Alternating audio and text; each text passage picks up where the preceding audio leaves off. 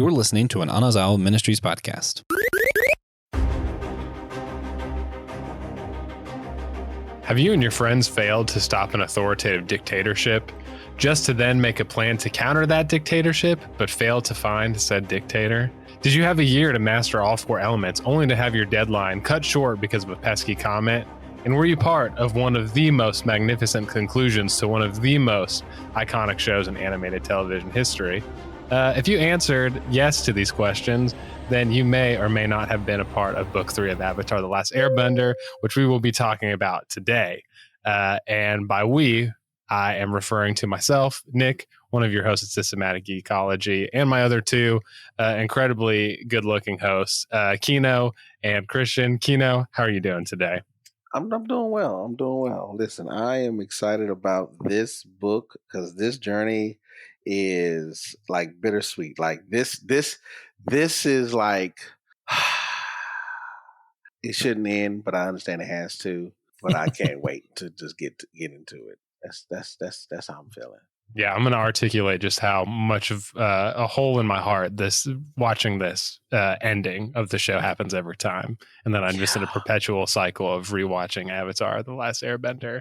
But Christian, how are you? I'll second that. The bittersweetness. It's good. But every time it hurts, it's got to end at some point in time. Unless we're going to talk about it today. We are. I'm so happy. I can hear the passion in our voices. I'm very excited, and I think our listeners will either love it or cringe. But we're assuming that you're Avatar people, so you'll be crying along with us and feeling the passion. But before we dive in, I want to ask what y'all have been nerding out on lately. Christian, why don't you start us off with what you've been nerding out on lately? Yeah, sure. The latest in the VHS series, which is a bunch of found footage horror films, kind of packaged together for little vignettes. VHS 85 just released. Not my favorite in the whole series, but I'm a sucker for found footage, so they had me regardless of what they did. So I did enjoy that. Okay, I don't think I knew you were a found footage guy. So Blair Witch Project and all that, your jam? Oh, yes. Okay. Complete and utter sucker. Oh, nice. I've watched so many bad movies. Yeah, those found footage ones are hit or miss, and I won't lie. Whether or not those scare me every time. The found footage, like people have showed me Paranormal Activity without the sound, and it is not scary, but it still scares me every time. Yeah. So, Keno, what are you nerding out on lately? So I just finished watching Castlevania, the new season, and man, I can't wait for the second season to drop because. I don't want to spoil it for anyone who has not watched it. So I'm gonna just I just can't wait for the second season to drop. What streaming service is that on? Netflix. Okay. It's on Netflix. Homework. Yeah, it's on Netflix. Yeah. So if y'all have not seen Castlevania, please watch it. Watch it. Just watch it. But because this spinoff is going in a good direction. Like it's still tying everything together, which is good. Yeah, I'm happy to hear that because I was talking to a friend about the spinoff, and now that I hear a positive review, I got to go and watch it. Oh, sorry, you will not be disappointed. Okay, you will not be. Yeah. This is keeping that same production going in the same. But it's again they just took a little branch and they branching out, but it's still all connected. I'll just again I don't want to say nothing else. I don't want to spoil it for nobody, but I liked it and I watched it again. This is what I'm saying. I love it. I'm going to watch it too, probably right after we get off of here. I've been nerding out on Teen Titans lately, the animated series from Cartoon Network. It's on Prime. And so I just kind of stumbled upon it on accident. And I was like, what the heck? All 5 seasons and the movie. So I have been rewatching and didn't know it was part of the Batman animated series around that same time too. So I think I'm just going to do a little deep dive into that little universe. So apparently it's not like canon, but apparently the production lined it up. So like once Teen Titans ended, like then in the Batman, they were like, "Oh, Robin's back from the Titans," you know, making kind of references. So it's not. So I'm gonna do a little deep dive. It's very, very nostalgic, and my cartoon crushes of Raven and Starfire have definitely. I'm like, man, I remember that being a kid. Very interesting. Solid choices. Yeah, very solid. Okay, thank you. As I confirm my own taste in women based on animation. Listeners, before we dive into more affirmations and speculations on I don't know, beauty standards, I don't know, we're gonna dive into Avatar Book 3 before I get in trouble. So here we are at the conclusion of Book 3 and Avatar: The Last Airbender series. Like I said, every time I get here, I feel a little void in my soul begin to form. Before we jump into the meat and potatoes of Book 3, what were your initial reactions to this book when you first watched it, and what has it meant to you since then? Man, this is everything it's been building up towards. You have Zuko finally becoming the man he was always meant to be. You have Aang figuring out how he works within the Avatar system. You have Katara becoming a better waterbender, learning bloodbending as well against her will. Sokka becoming his own man, like a non-bender, figuring out how he can still fight on the front lines. Toph, of course, being the best character in the show. You know, immune to her own criticism when the Ember Island players are playing, like when she's cast as a man there. Perfection. And we get the resolution of the show too. Like as I was watching this for the first time, man, it just solidified my love for the series overall. I can't say anything else because Christian has said it all. I'm not even trying to be funny. No, I agree with everything that he's saying. Like these characters evolved. They arrived in their own form and fashion by the end of the series.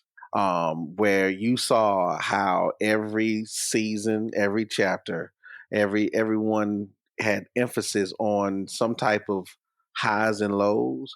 But this book, how can I say? Because I don't want to take what Christian said, because he said it all. Like that's it. I'm just gonna shut up. No, it's so, you know, our main characters of Team Avatar just get there, right? They get there. And I think when I watched it as a kid, like I was more of like a casual nerd, and I think I was more of a nerd than I like to admit to myself growing up. You know, I think I was always like, if I don't play Dungeons and Dragons, like I'm not that type of nerd, you know, even though I always wanted to play and just resisted it for some reason. But I was more about like the action and stuff. And so, of course, you know, Keno and Alva and Christian and I were talking about how awesome the last episode of this series is, and just the action and the fighting. And I remember that standing out to me. And of course, Toph becoming a metal bender. But I think there was something internal. And I remember kids talking about like, oh, the redemption arc for Zuko. And I was like, I mean, I guess, you know, but as I've gotten older and revisited it, it's like all of that, and just how I think I subconsciously just everything about the growth of these characters, and like the forgiveness that Uncle Iroh extends to Zuko. And Uncle Iroh was probably one of my favorite characters of the whole series when I was a kid too. And just all of that, I think has this influenced my taste. This is a continuation, because I said Iroh was a beast, and this is where we see Iroh become a beast. Like I think he's the greatest fighter in this series. Like I'm not talking in terms of skill. I'm not talking about strength wise. I'm talking about skill wise. I say Iroh's a very skilled fighter, and he knew how to leave when it was necessary, but he knew what the objective was. And the objective was always to win the battle. Yeah, I think too. You always, you know, with the Pi show, you know, him playing that, and like the tie, you know, the White Lotus and stuff, the tile, and just seeing how that translates to how carefully coordinated and powerful he really is in the end here. And I even think about the part when the comet comes and he starts breathing when they're about to assault Ba Sing Se, and the flames are just rising with his breath, and you're like, oh, it's about to happen, let's go, dude. Yeah listen, that whole okay, so I have to ask, gentlemen, because I don't remember, and I'm praying that we did. Did we ever talk about the music in this series? Barely. Yeah, Yeah. not So enough. and in my opinion, I think this season had the best music out of all. Like how everything, especially no, well. So I have to say, one of my favorite episodes was the fire masters. Is that what Yes. it's called? Firebending Master. Firebender Masters. Yeah, that was one of my favorite episodes.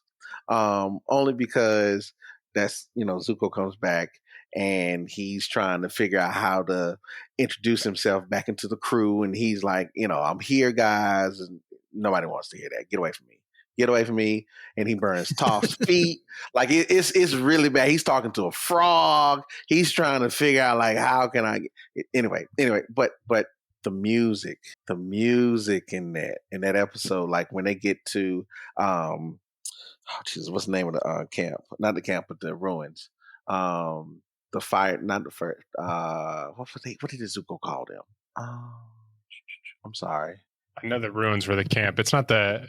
I'm trying to remember. It's not the Sun Warrior. Is it the Western Air Temple that they're at, or somewhere else? Yeah, well, they're at the Western Air Temple, but when this is where Zuko and Aang go to the with the Sun Warriors. Sun Warriors. Thank you, the Sun Warriors. But I was trying to remember the name of anyway, but the music in that whole episode, especially at the end when the dragons come together.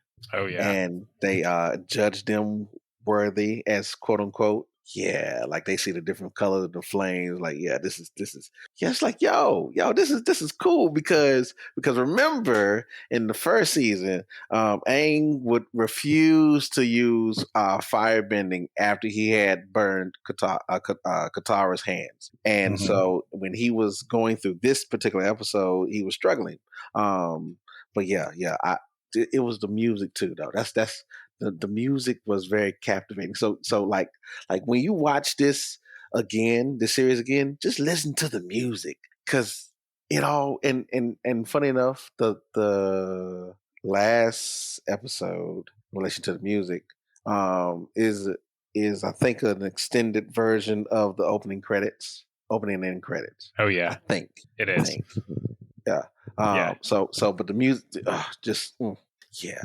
And if anybody out there in Keno use if you're a vinyl lover, they actually Nickelodeon just released I think it's either book 1, and I think they're testing out, or it's the whole series, but they basically reorchestrated and remastered all of it, and now they're selling it, the soundtrack, and it's on vinyl only. I think you might be able to get it. I think you can stream it somewhere, but it's on physical media. It's on vinyl. I would literally have to just because I don't have a vinyl. I don't know vinyls around. I would buy it just for that. That's how I am as well. I'm like literally. I'm like I kid you not. I'm thinking about just for that, just that alone. Yeah.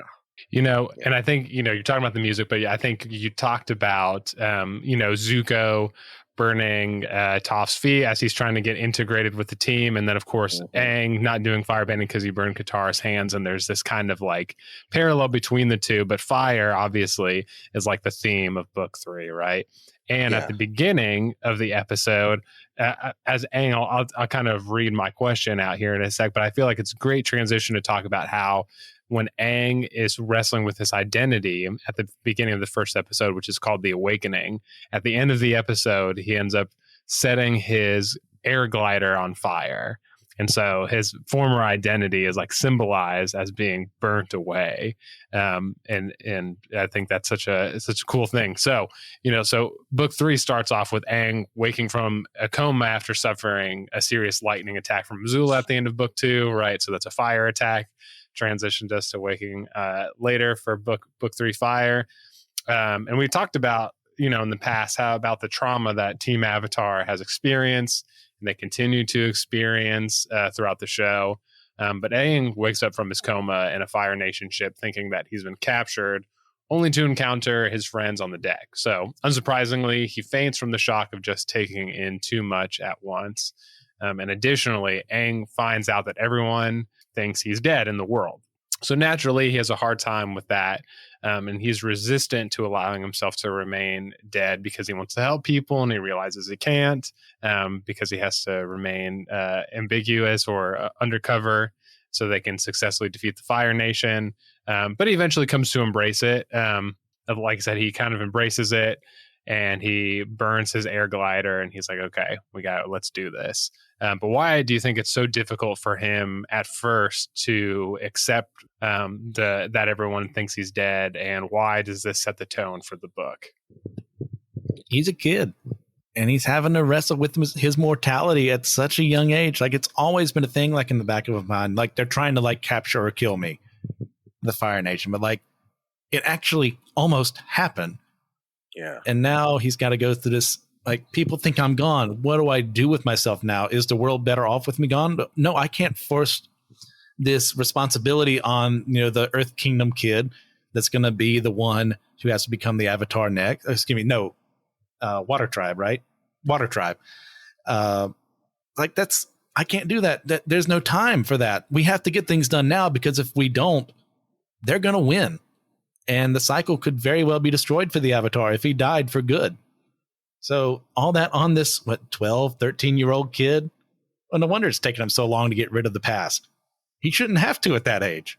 Yeah, I just, just reflecting on the mortality of this kid and talking about the past, like, his past is barely even a past, right? And his conscious past is like half his life, And I hadn't even really thought about him, like, he's the Avatar, right? He's got a responsibility, but he's 12 or 13, and they're like, okay, also your responsibility, everyone thinks you're dead. So now your whole identity is basically been erased, in the way that you see it, right? I mean, as a 12 or 13-year-old, your whole identity is wrapped up in how people perceive you, right? What kind of clothes am I wearing? You start becoming aware when people start, addressing your hair or your weight or stuff like that, right? And you're like, oh, geez, I never thought about these before. And Aang having to think about, like you said, his mortality and his responsibility on a global political level is pretty interesting. It's pretty heavy. And not only that, but then the other aspect of what Aang's responsible for, he's the rallying cry of this war. And so now the comet is coming, and people have died, and we failed, and now I can't. And people think I'm dead. That doesn't work. I was just getting to where I had everything going like it's supposed to be, and now I'm dead. I can't be dead. I can't. No, I got to keep going. So it was a struggle for him, trying to grasp with the weight of the responsibility, and then knowing that it's all on him, and it has literally in his mind, he failed. He failed. Like, in his mind, he failed. Like this was the chance that they thought that they had before the comet came, to really end the war, and to make sure that this is it. But the war keeps going, and now the world thinks he's dead. Yeah, leaving off season 2, or book 2 rather, with the Day of Black Sun, and just totally just messing it up, right? Or is that later in season 3, or is that like at the beginning of season 3, and then he messes up even more and then goes? No, I can't remember off the top of my head. I can't either. I think it's actually in the middle of season 3, so I don't think we've gotten to the Day of Black Sun, because I think book 3 does this thing where where book 3 is like, oh, look at this, the Day of Black Sun, we totally got it, like everything's going to be great and fine and dandy, and then it's absolutely not fine and dandy. And then we have the comets coming, and of course Zuko, like you said, finds Team Avatar, and then he's kind of like he has his redemption arc, and is a little Deus Ex Machina to a certain extent for Aang. Okay, so just kidding about that. But I think, just going back on like the failure and who he is as a kid and dealing with all that. And I had brought up his identity, but I think that it really is like, at least in this lifetime, right? His past lifetime, he was a kid just enjoying his life at the Air Temple, and he rejects his identity as the Avatar, right? And so then he comes back in this world, and that's all he is, right? I mean, he's his friends Tasaka and Katara, and later Toph and other people. But in this one, it's, hey, you're awake. Oh, by the way, you're the Avatar. Hey, things are bad. You should probably save us now. And he's been wrestling with that in the span of within less than a year, basically. And now I'm just trying to imagine I would probably go insane if I was Aang. Like, you wake up, you're like, I'm just a boy. I've rejected this. Oh, by the way, you're the Avatar. It's been 100 years. Better figure things out. Defeat this dictator. Change the world. Oh, by the way, now everyone thinks you're dead. Lay low. Stop doing what you've been doing. Which is just crazy. And I think and you have hair. And you have hair now. And you have hair. And like the spiciness between him and Katara keeps we're like, what's going to happen? Amping up. And then, Katara's not into it, but then she is. Like, what's happening? So all that mixed in there. Yeah. But, identity is a huge theme for the characters in Avatar. And like we said at the beginning, we see just how far each character develops in book 3.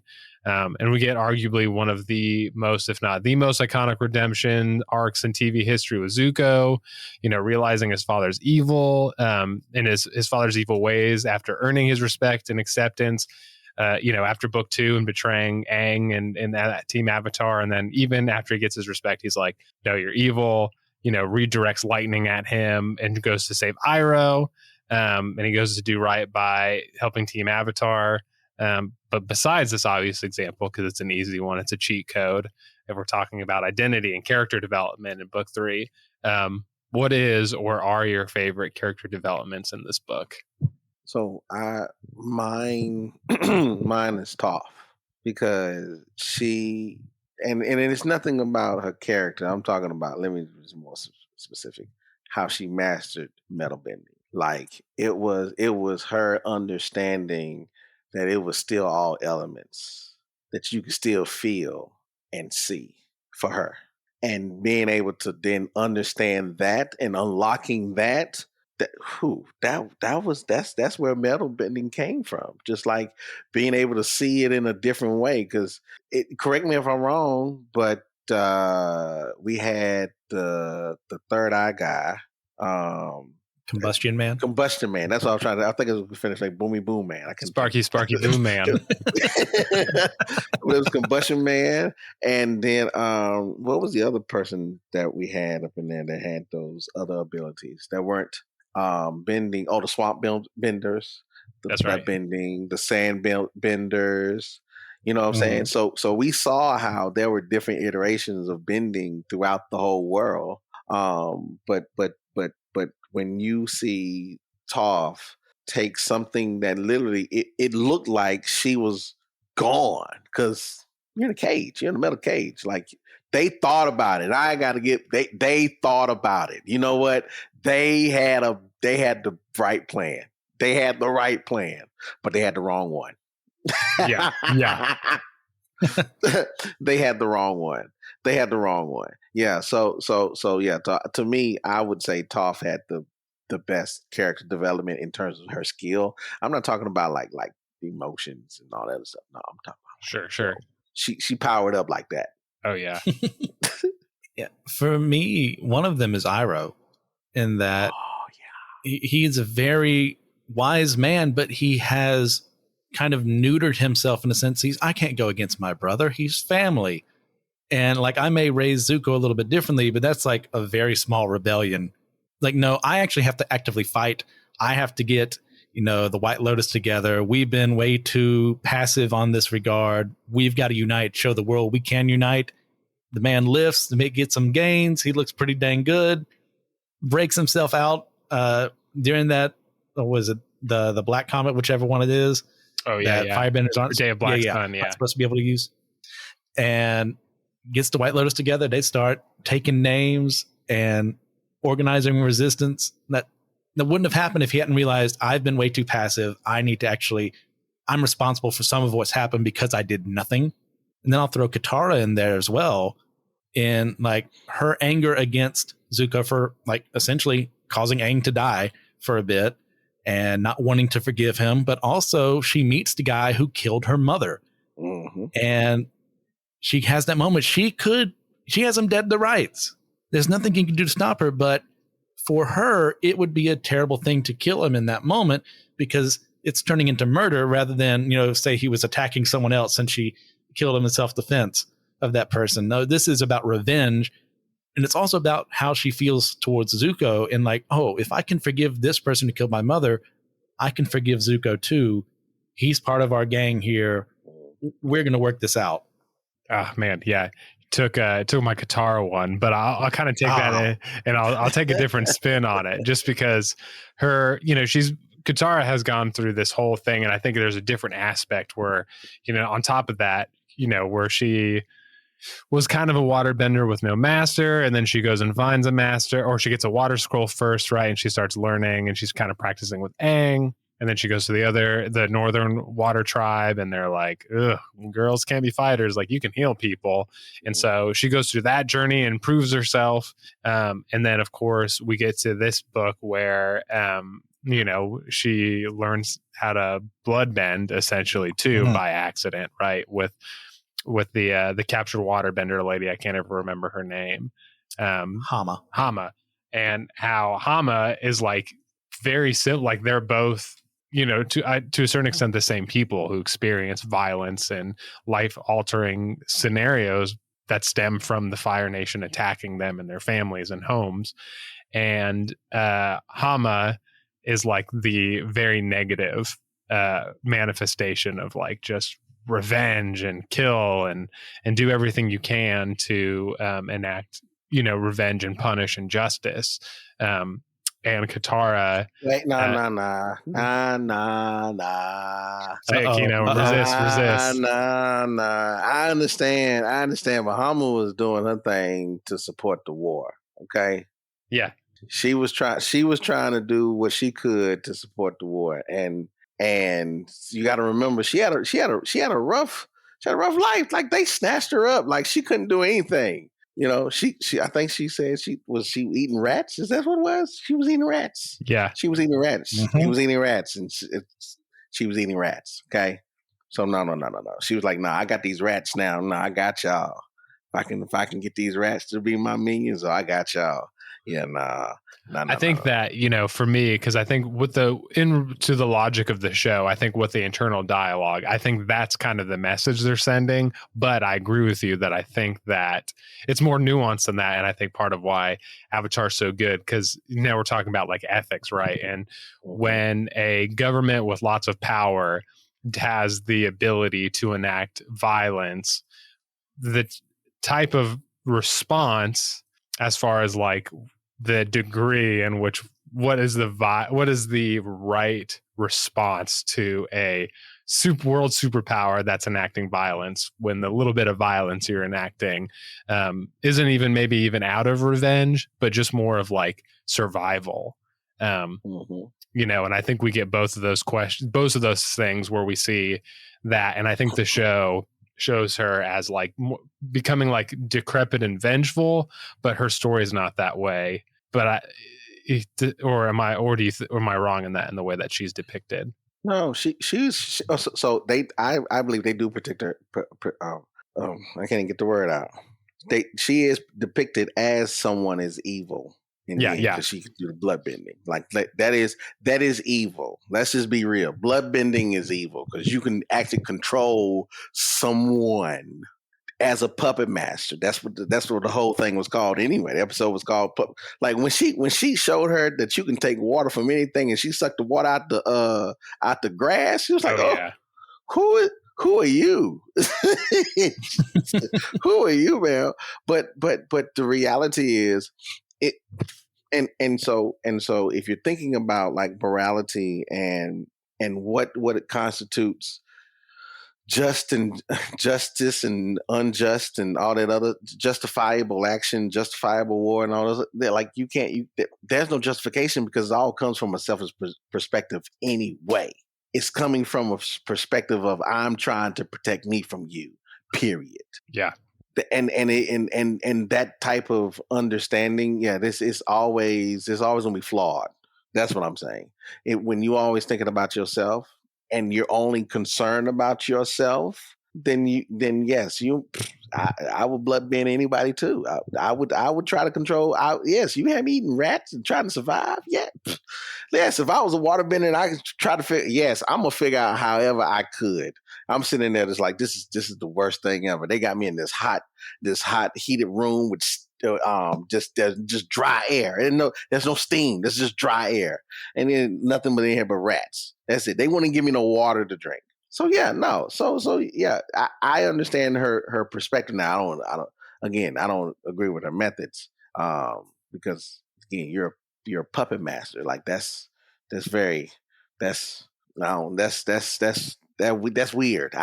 That's weird. Just that's weird. Like let's think about this, yo. You have the ability to control the blood in somebody's body, yo. Like that's weird. I am here That's just for weird. I am here for the freaking Hama hype though. Like I'm here for you. Like you're just like, no, dude. We missed that aspect. But I think it's just part of too about how characters in the show, even these side characters that are here for like an episode, are so nuanced and feel so real. Yeah, because the other thing, I'm sorry to cut you off, but the other great thing is like think about it. When in book 3, when Aang and the crew is going through the Fire Nation and they are enmeshed, ingrained into the society, throw the whole party and everything. Like, yo, like this lets you know, like war is affects everyone differently. Because even in that scene, they were still a colony, and it's always going to be a snitch. It's always going to be a snitch. So listen to me, people. Okay, it's always going to be somebody's going to tell on you. Somebody's always going to tell on you. Okay, when there's a crowd around, somebody's going to say something. So don't do it. That's my point. Don't do it. Okay? That's legitimate. Don't do it. Yeah. I'm not even a year into being a high school teacher, and I have literally gotten every single one of my students to snitch every single time. It is so easy. It is. It is. Like all you gotta do is just butter them up. They'll fold. They will fold right down. Oh yeah, I'm like, you're a great kid. I appreciate you, the work you do in class. What's going on? What's going on? And they're like, this guy did it immediately. You know, like without, like it doesn't even take 2 tries, 1 try every time. But yeah, you know, and I think about just these characters and how they develop, because Katara goes and she learns about the guy who killed her mom, right? Mm-hmm, mm-hmm. You know, and she instead what Zuko kind of tries to use his kind of understanding of the world to then heal his relationship with Katara and her trust. And it ends up giving her what she needs, right? Or I don't know if she doesn't forgive him, I don't think, but she chooses not to kill him. Right. And yes. I think it's this moment that moves Katara into a level of maturity, and I think it probably impacts the way that she water bans for the rest of the series. But I think that's part of what makes these character development so great. And I've talked about this in other podcasts, is that great shows will take evil and make the evil means or the weapons of the enemy and use them as the catalyst into the growth of the good guys. Mm-hmm. Where like you were talking about with Toph, they made the plan, right? It was the right plan. They got the metal cage and an earthbender, and she's on top of that, she's blind. But it was the very means by which she was able to level up. And she became a super hardcore secret weapon in the war in the final episode when she puts the armor and rips apart the Zeppelins or whatever. Mm-hmm. And then, you know, who did you say? Oh, and Uncle Iroh too. He's in the prison, right? And in his prison, that's when he starts working out and he starts kind of reflecting on his life and is like, no, I need to like go out and actually actively resist my family here if the world's gonna thrive. And similarly with Katara, she gets the means of revenge, and that experience was what she needed to not enact revenge but move on and mature as a character. So I think this show takes evil and puts it on its head and gives the characters the catalyst to be better individuals in part of their development. So yeah. So other than the themes, the animation in this book is just absolutely incredible, right? From Katara's water bending, Toph's metal bending, the dancing dragons, right? That Keno had alluded to earlier, Zuko and Azula's Agni Kai. I mean, the list could go on and on and on, right? But what are your most memorable animated moments in this book, and why does your example like stick out to you? Why do you think it's so good? Please let me go first. Do please it. let me go first. Go for it, man. Because it is the reason I am an advocate of this show. It is this point in the show alone. It is Zuko and Azula's fight scene. The fight scene between these two at the height of a comic, where you have them fighting for not only fighting against each other, because this is brother and sister. But these are enemies. This is a male versus a female. This is the blue flame versus the orange flame. This is the old guard versus the new guard. There's so many analogies that go on in this episode, and how they shoot this thing and the music behind that whole thing. Like, that whole scene is awesome. Like, because you have, again, these are firebenders, and it's imagine going to, you know what, boom. Imagine going to the Sphere. Y'all heard about the Sphere in Las Vegas? Oh yeah. Yeah. You seen how, like, imagine being inside that fight scene in the Sphere. That will be like epic. Okay, that's what I'm talking about. That's what that scene does. Like, and that sets it up, the whole narrative, like how they fight. It's crazy. I hate that she lose, and I hate that Katara like freezes her in the water, but that was cool. Like, that was real cool. Like because again, this is the height of the comet. Two firebenders that are fighting at home. They're fighting at home, and you're a little waterbender. You're just poo. Like, you can't do anything. You just your water doesn't even douse the fire. It just causes steam to come up. That's it. But somehow, some way, she gets her entrapped in some water. She's able to move. I'm talking about Katara. She's able to move. Oh, I'm telling you, that to me is and the other reason, this is why. When I first saw that scene, this was when had to be when iPhones, where you could use to make your own ringtones. Yeah, see, I had an iPhone where I could make my own ringtone that I still have on my phone. I still have my ringtone that I made. But I was trying to make that fight scene music my ringtone. Oh, I could never find that snippet. And I didn't know how to edit like I do now, because I could do it now, but I ain't trying to do it. But that would have been my ringtone forever. Okay, yeah. I need to. I actually have been trying to think about. I need to rip some MP3s from YouTube and make, because I've had the South Park theme song as my ringtone for a while, and maybe I need to transition to Avatar music. Sorry. Goku's Kamehameha is my text receiver. That's nice, beautiful. Yeah. Christian. This question kind of puzzled me for a bit, because I never think about animation while I'm watching it. Yeah. So I had to think, like, it's not that I don't appreciate it. Obviously, I'm watching an animated program, but like, I don't think actively, this is good animation. So I had to look back. And to me, kind of a different answer would be Aang talking to his previous avatars, and the animation that shows the subtle differences between every single one of them. Mm-hmm. Like, Aang's more, calmer demeanor, as opposed to like, oh goodness gracious, Sozin and Yangchen, and oh goodness gracious, who are the others? Karuk and the other Earthbender, Kyoshi, right? Kyoshi, thank you. Yeah, and how they all in this scene, because we were talking before this, we're not big fans of, at least Nick and I are. I don't know how Keno feels on how things were resolved with the energy bending at the very end of the show so that we don't have our child killing a person in a children's program. But because we get in the scene, like they're all focused on, hey, you have to kill the Fire Lord. Even Yang Qing is like, hey, I was an airbender too, but you got to think about the world versus yourself. And you see the turmoil in Aang's face and the animations just kind of perfectly in there. I love that scene.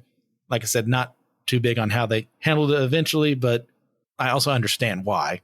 Yeah, no, that's great, because you had me thinking like the level of detail that they placed in an American animation to go that deep to every sub character, even had their own kind of storyline where it's still all connected in some fashion, which is an awesome thing. But I gotta ask you all, like, what was your issue about the taking the bending away? Like, what's the issue? It's poorly foreshadowed, and it serves as a way for Aang not to be able to, murder someone on screen in a children's program. It's still looking. I mean, it's Nickelodeon. It's still Nickelodeon. Yeah. I get that, but it's one of those things. Like, even you can see lion turtles throughout the show.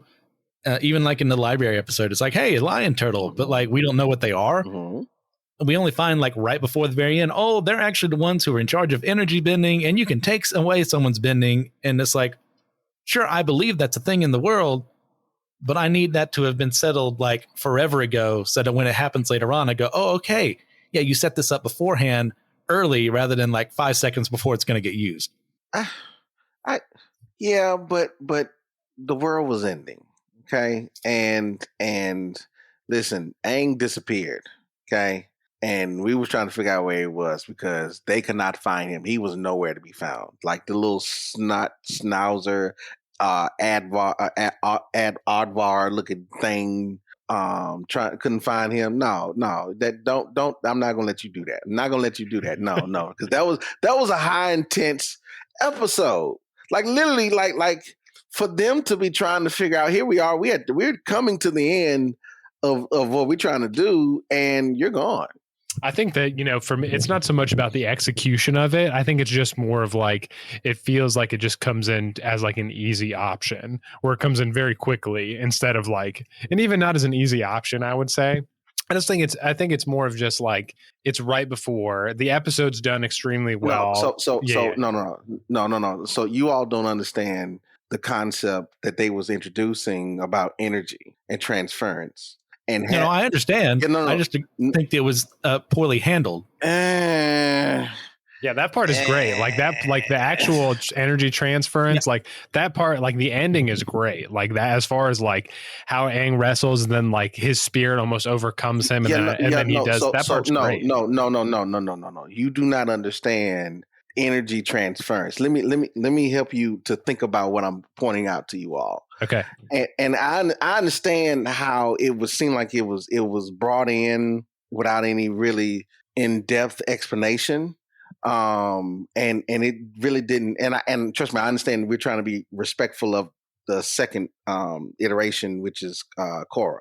I get it. Mm-hmm. But what I'm pointing out is that when Aang meets the Guru, and he talks about the chakras. Yeah.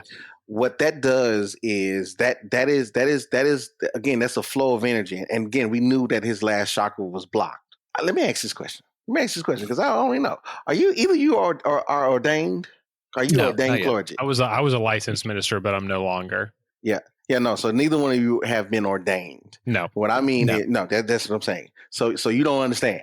That's what I'm talking about is that there's a different dichotomy that happens in just even the simple act of that changes the dichotomy of that. And so what you see here is with the turtles, they are the ones who came in and introduced this whole thing because they've been around the whole entire time that no one really knew. They just been there. But the idea is that the transference of that energy from that supreme entity to him into another supreme entity. This is another supreme entity. To then that reaffirms the connection, and so that then propels Aang to have the power that he needs to conquer it in a way that fits him. Because again, that was his choice too. I like your Yeah. I like your analogy, the connecting it between the ordination and kind of like the spirit, the connection between the spirit of the saints, right? The transfer of like, right, that kind of thing. And I think, and I need to go back and watch the chakra episode, because if you're, and if I hear you saying it right, like that is the episode that like maybe brings in that introduces that concept that kind of lays the foundation for energy transference. And then Aang fails to do it, but then kind of meets the lion turtle, receives like the power, right? And we learn more about that in depth. And then, of course, at the last episode, when he gets his scar hit and opens up that chakra, he's then able to enter the Avastar, that state, and then he's able to take away the bending. And you're saying, okay, interesting. Christian, what's your response to that? No, I understand in world it works, and I understand how it works. I like how it works. It's once again, it's the execution of how it's introduced that I really have an issue with, and the reason why it has to become a thing, in that we have to take down Ozai, and the only way to do that is to kill him, is what everyone else is saying who's had experience in this. And then no, suddenly there's another way out. And I would believe that more, even though I do believe in it, if it had been introduced earlier, if it had been explained better. And it doesn't feel like a cop-out. That way Aang can hold to his morals in this sense, which I agree he should, because that's who he is. I feel it would be very out of character if he did kill Ozai. But it's kind of an excuse. Oh, no, our main character has this dilemma. Well, let me solve the dilemma without actually, producing anything of effort.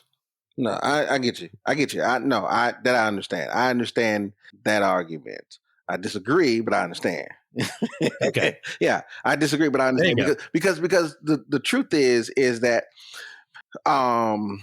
there was a lot of loose ends that they had to tie up, that they didn't really consider how it would impact the ending. And I, now you have me thinking about how it could have possibly been better. I see where you are, but I just can't cross over.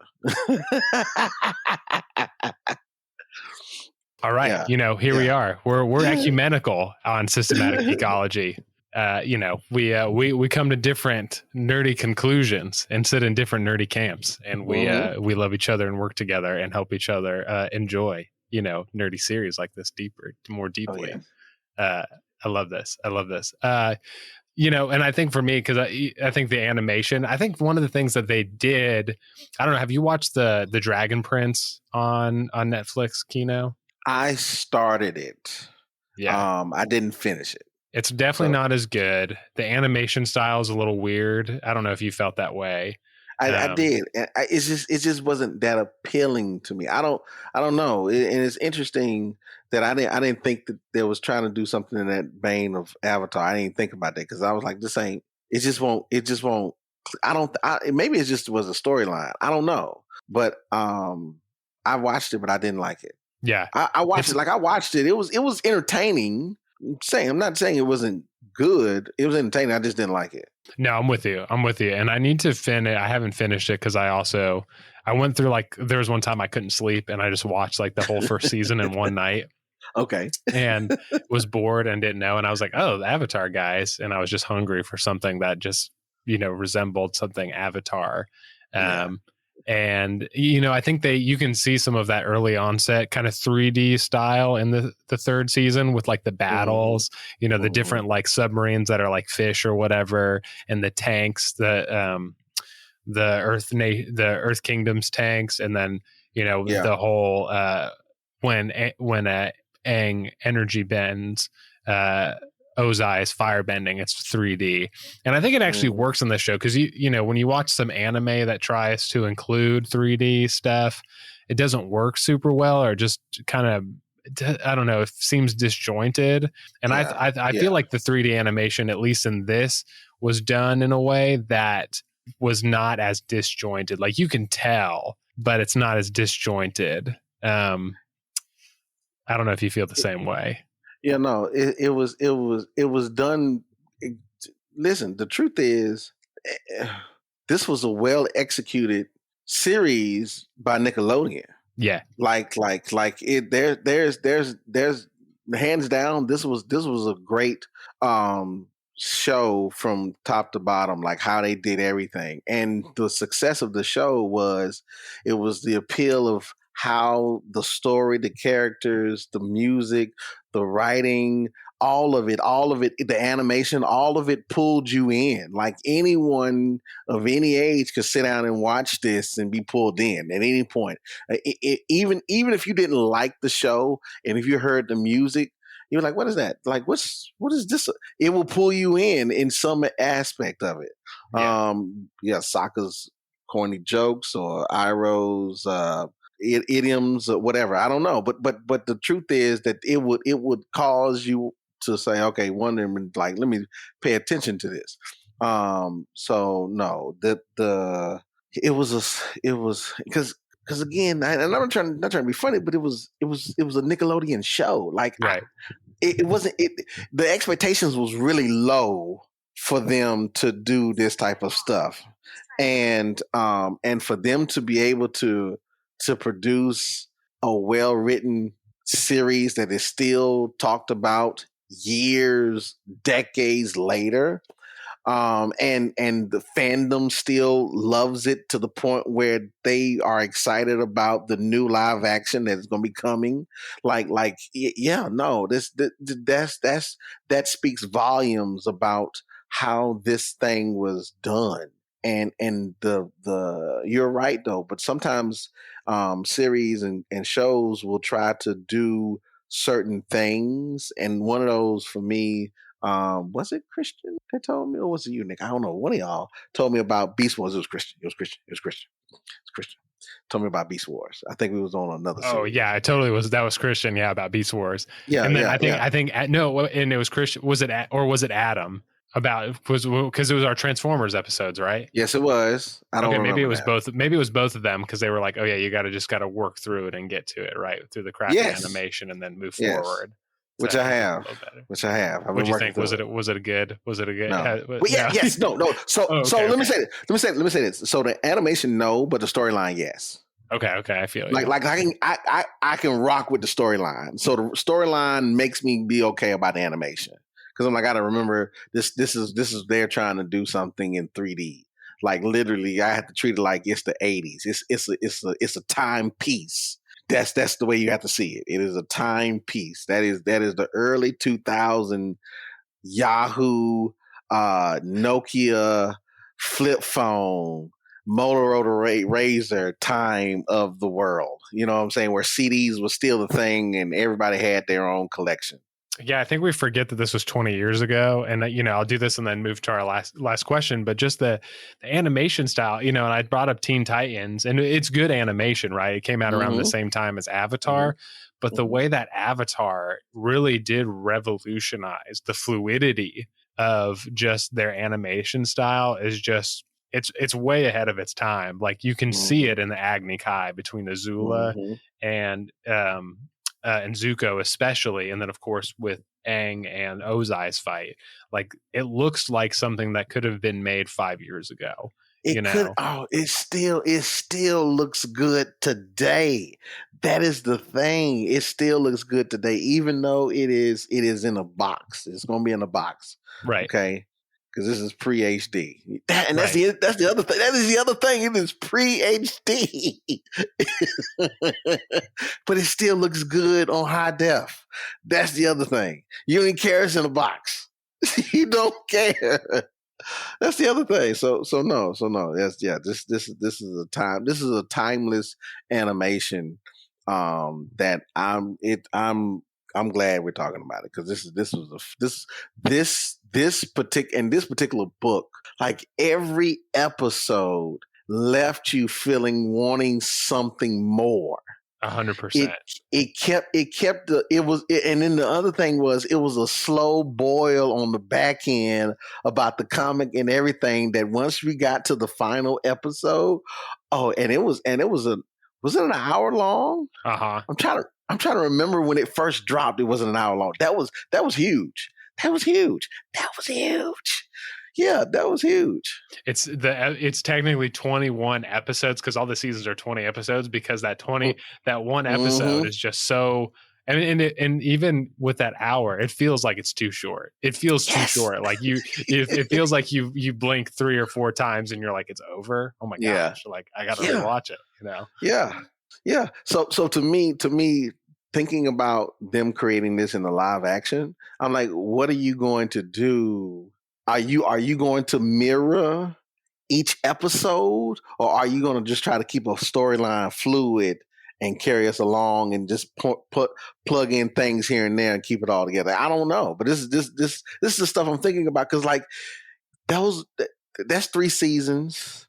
You said 21 episodes, and the first 2 seasons was about 20 episodes, right? Because that was the other thing. Like the last episode was like an hour long. That was the other thing. Like all of them was 20. Yeah. So like, and they were good. They were good in of themselves. Yeah, they could turn any of these into movies. That's what I'm saying. 100%. Yeah. So I'm curious as to how this is going to pan out. Yeah, I agree. Action. I mean, it's like I said, I think we've talked about like there's going to be a animated movie that's coming out soon. Mm-hmm. They've got the live action, like, and hopefully they can just continue and just translate how epic and revolutionary the show was onto whatever new medium they decide to do it in. Mm-hmm. It's awesome. For time's sake, I think that we could probably end it here, because I think that we just said we love the show. We talked about how revolutionary it was and just how it continues to be revolutionary because we have more Avatar content coming. And it's still timeless. It's still, I will probably watch it again before this year's out. Oh, okay. 100%. Just because, just because it's just there. What I just watched. Yeah, I rewatched the what episode was that? Was it Painted Lady? Oh, the Painted Lady, so good. That when she went and helped the whole town. And she was Katara was literally like doing something so great that the deity was like, thank you so much. It's like, what? What? Yeah, no, that's it's just those little things like that makes the show great. Yeah, I mean, it's just those little details of, and that was just one episode. That was one episode in a whole arc that led us to the end as they made their journey through. And it's a one-off episode. Like you said, it could be a movie in itself, but it also pays off because of how we've been journeying with the whole crew, and then how it works and integrates into the whole resistance against the Fire Nation. It's just it's every episode, particularly this is just. I got to reemphasize what you said. You've said it all, but it's just that good. It's just that good. Yeah. So before Keno and I just go another half hour of just talking about how awesome this show is, which we absolutely could. We won't do that too, but we you'll have some bonus content later, and we'll probably come back and do Korra, which I know we don't feel as strongly, but still Avatar content. We'll talk about it. It'll still be fun. But do you have anything else you want to bring up, Keno, before we wrap up and you give us recommendations? No, but I will say that being able to no, I don't want to say nothing else. No, because I'm just gonna shut up. No, I'm sorry.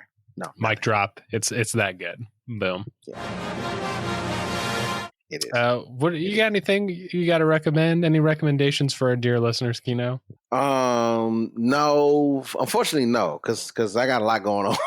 I got a lot going on in my life, trying to make some transitions and helping some families dealing with some death and some grief type things. So I forgive me for not, because I always have something. I always try to bring you something. The only thing I can bring you is this book that's right here next to me that I was looking at that I have to do for Bible study tomorrow is Who is Jesus and Why is He Important? This is a really good book. Like it's written by Daniel Harrington. He's a Catholic priest. But it's still, even though I do not agree with all of the Catholic doctrines, I'm sorry, their theology is still the same because they still preach Jesus. They let me say this because I got a lot of folks that come to me like Catholics ain't Christians. No, it's not true. Catholics are Christians because they preach Jesus. They have communion and they baptize. Okay, that's what Jesus said you're supposed to do. They do it. Now they do some other things. That's what I'm talking about. Anyway, but no, he talks about the importance of Jesus, and I like how he breaks it down. And so this is one of the books I'll be using in my Bible study. So it's a really good. If you are trying to grow in your knowledge of Christ and as a disciple, I would recommend this book because it's a good tool to help you to see Christ through a different lens, not only through the Gospels but throughout the New Testament, because he answers the question with every chapter he touches. So I think it's awesome. Yeah. I love that. I'm gonna I love reading books, devotional and Christian books, and even especially from people from different traditions that make you think. It's so fun. Now I do argue. Now I'm not going to front. I do argue with the author. I'll be like, no. That's church tradition. I don't agree with that. No, dude. And I'll actually go. I've been reading, and I'll recommend this book because it is a good book, but it's also one of those books that has me back and forth, where I have lots of notes in the margins where I'm like, emphatic yes, and then I'm like, absolutely not, you're absolutely wrong, I'm so angry with you. Check out Thomas Oden's systematic theology. He's a Wesleyan theologian from the Methodist tradition, very popular in the late 1900s for basically bringing Methodists back to like Orthodox Christianity. He does the paleo theology. That's exactly right. Yeah. He does the paleo. I've been looking up some stuff about him. Yeah, he's got some good stuff. He's a genius, and but some of his conclusions and some of his critiques about. And here's the thing: I'm a process theologian. He comes after process theologians, and and that's why I write back. I'm like, how dare you, sir?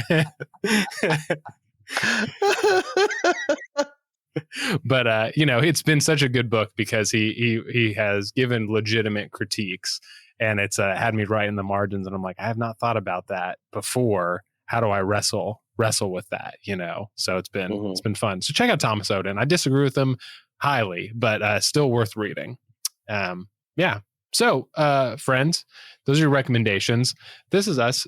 We've beautified your ear holes with discussions of Avatar, and just if you're like whatever about our voices, just go and watch the show. Just go watch the show again, and join us again when we talk about Legend of Korra, and then of course whenever more Avatar content comes out, live action or the animated movie, we're going to talk about it. And we will be glad to have you here. But you should go check us out on Apple Podcasts, on Stitcher, on Overcast, Podbean, all of those places, Spotify, where you can get your podcasts. Go to YouTube. We've got a bunch of YouTube content we've been doing lately. Christian has been working real hard on the YouTube side of things. And then, of course, go to our... we have a Patreon, and go support us, and we've got extra content on there. Keno and Christian and I are going to talk about who we're going to ship. So if you want to hear us talk about our love of characters and relationships, you got to subscribe, because that's going to be quality content. But thanks for joining us, everybody, on this journey. And just remember, we are all a chosen people, geekdom of priests. Peace.